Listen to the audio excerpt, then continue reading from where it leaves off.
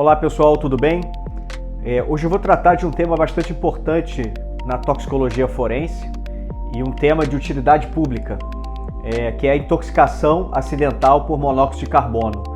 E o que me motivou a fazer esse vídeo?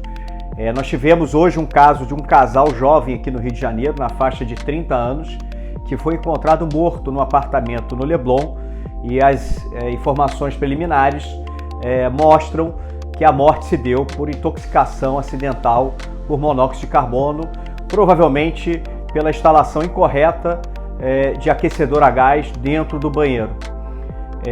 E eu já perdi a conta do número de casos que eu fiz de morte acidental como perito criminal em 20 anos de experiência, que trataram exatamente do mesmo caso, seja pela instalação incorreta do aquecedor dentro do banheiro, em local não ventilado, como também pelo uso de lareiras em locais fechados.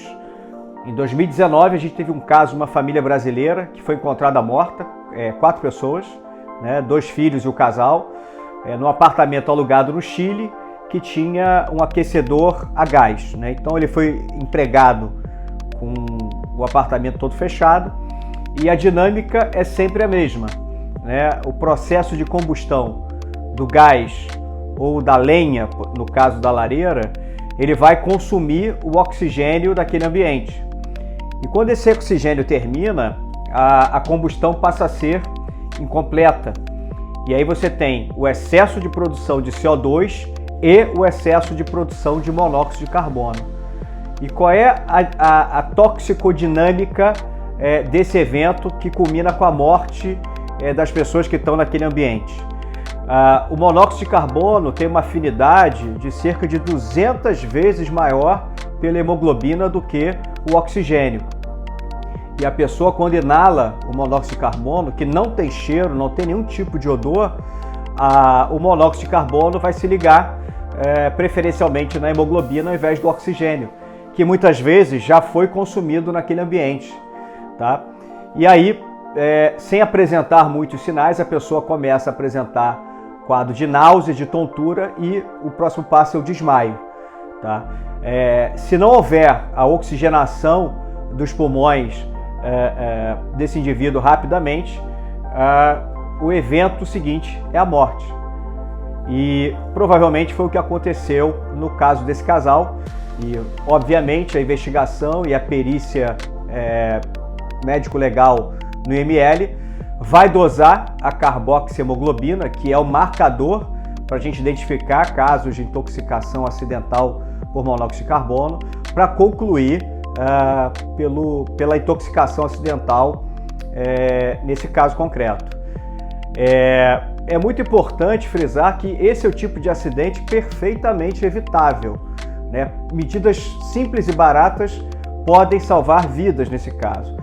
A simples instalação de um detector de monóxido de carbono e de fumaça já ajudaria em apartamentos, por exemplo, que tem instalações mais antigas, onde não é possível você aumentar a ventilação de um local onde está instalado um aquecedor a gás.